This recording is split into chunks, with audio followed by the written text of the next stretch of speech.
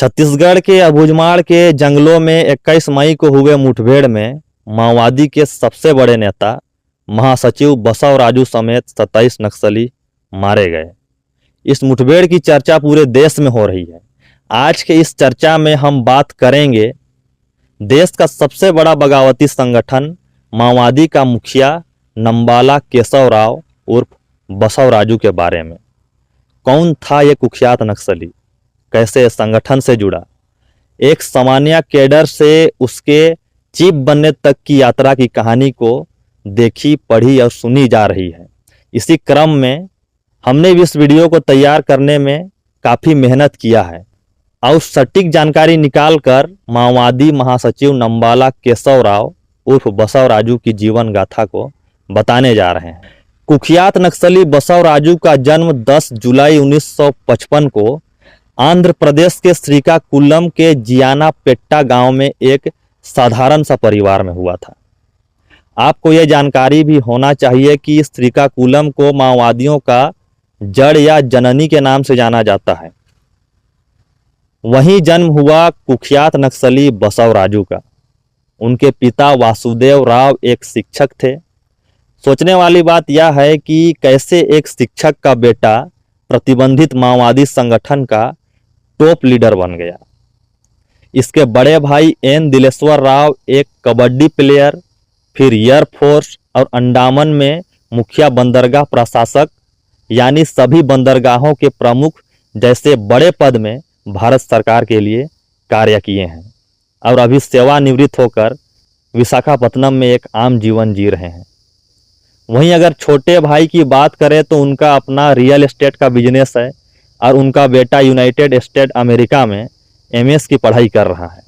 इसके अलावा 3 बहन हैं जिनका शादी हो गया है। वहीं अगर बसव राजू की बात करें तो माओवादी विचारधारा की तरफ खींचने से पहले बसव राजू स्कूल और जूनियर कॉलेज में कबड्डी खिलाड़ी था। उसने national institute of technology Warangal यानी कि NIT वारंगल से बीटेक की डिग्री हासिल की थी। बसव राजू CPI माओवादी सैन्य आयोग का नेतृत्व कर रहा था। केशव राव ने ऐसे समय में अपनी ग्रेजुएशन पूरी की थी जब NIT माओवादी विचारधारा का केंद्र बन गया था। इतना ही नहीं, इंस्टीट्यूट में पढ़ने वाले कई स्टूडेंट माओवादी आंदोलन में शामिल हो गए थे। जब वे एमटेक कर रहे थे तब APVP और RSU छात्र संगठन के बीच बकझक हो गया था, जिसमें APVP के कार्यकर्ताओं ने RSU के कार्यकर्ता को पीट दिया, जिसका बदला लेने के उद्देश्य से RSU के कार्यकर्ताओं ने APVP के कार्यकर्ता को मौके पर ही मार डाला। बसव राजू छात्र संघ के सचिव होने के कारण उनको जेल जाना पड़ा। यहीं से शुरू होता है जेल जाने की कहानी, फिर नक्सली माओवादी लीडर बनने तक की कहानी। इसी कहानी को बेहतर ढंग से बताने जा रहा हूँ। 5 महीना जेल में सजा काटने के बाद जमानत में बाहर आने के बाद बसव राजू ने हमेशा के लिए घर त्यागने का फैसला लिया और समर्पित हो गया माओवाद संगठन के लिए। उन्होंने LTT से गुरिल्ला युद्ध नीति सीखा और सैकड़ों नक्सलियों को ट्रेनिंग दिया और एक माओवादियों का स्पेशल युद्ध लड़ने वाला कम उम्र के नक्सलियों का एक अलग आर्मी तैयार किया जिसे PLGA का नाम दिया गया। बसव राजू को एक्सप्लोसिव एक्सपर्ट के तौर पर जाना जाता है। वह सुरक्षा बलों पर घात लगाने के लिए घातक IED तैयार करता था। NIA ने उस पर 1 करोड़ रुपये का इनाम रखा था। 23 सितंबर 2018 को माओवादियों ने अराकू तेलुगु देशम पार्टी के विधायक किदारी सर्वेश्वर राव और पूर्व विधायक सिवेरी सोना की हत्या कर दी थी। यह सब कुछ बसव राजू की प्लानिंग का ही नतीजा माना जाता है। बसव राजू को चित्तलनार में CRPF के 76 जवानों को मारने वाले माओवादियों का नेतृत्व करता माना जाता है। जांच में पता चला था कि नक्सलियों की तलाश में CRPF के जवान सर्चिंग पर निकले थे।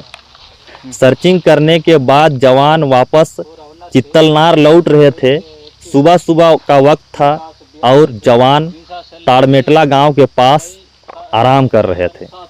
जवान थके हुए थे, जिसका फायदा उठाते हुए करीब 500 से अधिक नक्सलियों ने हमला बोल दिया। दोनों तरफ से कई घंटों तक फायरिंग चली और इस हमले में सीआरपीएफ के 76 जवान शहीद हो गए और नक्सली हथियार और मिलिट्री शूज लेकर फरार हो गए। इतना ही नहीं, झीरम घाटी में कांग्रेस के काफिले पर घात लगाकर हमला करने के लिए भी उसे जाना जाता है। छत्तीसगढ़ विधानसभा चुनाव 2013 से पहले कांग्रेस ने अपने पक्ष में माहौल बनाने के लिए परिवर्तन यात्रा की शुरुआत की थी। उस दौरान राज्य में भाजपा सरकार थी। इस परिवर्तन यात्रा के जरिए कांग्रेस सत्ता पर काबिज होना चाह रहा था। कांग्रेस की परिवर्तन यात्रा सुकमा से जगदलपुर लौट रही थी। इसी बीच 25 मई 2013 को एक ऐसी नक्सली घटना हुई जिसने न सिर्फ छत्तीसगढ़ को बल्कि पूरे देश को हिलाकर रख दिया। इस घटना में नक्सलियों ने एक साथ छत्तीसगढ़ कांग्रेस के प्रथम पंक्ति के कई नेताओं को मौत के घाट उतार दिया। उस घटना में कुल 27 लोगों की जान गई थी। इसका सेपरेट वीडियो मैंने इसी चैनल में पहले ही बनाकर डाला है, आप चेक करके देख सकते हैं। 2003 में आंध्र प्रदेश के तत्कालीन मुख्यमंत्री चंद्रबाबू नायडू पर 11 आईईडी से हमले किए गए थे, जिसमें बाल बचे। 2015 से पहले इनका मनोबल इतना बढ़ गया था कि मुख्यमंत्री तक को माओवादी नहीं बख्श रहे थे। इसी तरह छोटे बड़े लगभग 200 से अधिक कांडों और घटनाओं को बसवराजू द्वारा अंजाम दिया गया था। भारत में माओवाद संगठन की स्थापना 2 खूंखार नक्सली संगठनों के आपसी विलय के बाद हुई। माओइस्ट कम्युनिस्ट सेंटर यानी कि एमसीसी और भाकपा माले पीपुल्स वार ने साल 2004 में 21 सितंबर को आपस में विलय कर लिया। विलय के बाद केंद्रीय कमेटी बनी जिसका पहला महासचिव पीपुल्स वार के नेता गणपति को बनाया गया। उनका पूरा नाम मुप्पल्ला लक्ष्मण राव था। साल 2018 में जब माओवाद महासचिव गणपति का स्वास्थ्य खराब होने लगा तो उन्होंने महासचिव पद से इस्तीफा देने की घोषणा किया। तब बसवराजू को संगठन का महासचिव बनाया गया। वह नक्सलियों की सेंट्रल मिलिट्री कमेटी का भी प्रमुख था। बसवराजू लगभग 42 साल तक माओवाद संगठन से जुड़ा रहा और लगभग 70 साल की उम्र में 21 मई को हुए मुठभेड़ में मारा गया। नारायणपुर, दांतेवाड़ा, बीजापुर और कोंडागांव के 4 जिलों के रिजर्व गार्ड यानी डीआरजी के जवानों ने एक सूचना के आधार पर एक अभियान चलाया। इसमें बताया गया कि अबूझमाड़ के जंगलों में माओवादियों का बड़ा नेता छिपा हुआ है। अबूझमाड़ का जंगल गोवा राज्य से भी बड़ा है। इनका एक बड़ा हिस्सा नारायणपुर में है, लेकिन वह बीजापुर, दांतेवाड़ा, कांकेर और महाराष्ट्र के गढ़चिरौली जिले तक फैला हुआ है। 21 मई 2025 को छत्तीसगढ़ के नारायणपुर, बीजापुर और दांतेवाड़ा के ट्राई जंक्शन पर स्थित अबूझमाड़ के जंगल में 70 घंटे तक चले ऑपरेशन ब्लैक फॉरेस्ट में सुरक्षा बलों ने देश के माओवाद महासचिव बसवराजू सहित 27 नक्सलियों को मार गिराया। ये थी बसवराजू की संक्षिप्त जीवन गाथा, जिस कहानी की हर एक पन्ना खून से लिखा गया था। हमने बहुत मेहनत करके सारी जानकारी इकट्ठा किया और हमें लगा कि हमारे दर्शकों को भी बताना चाहिए।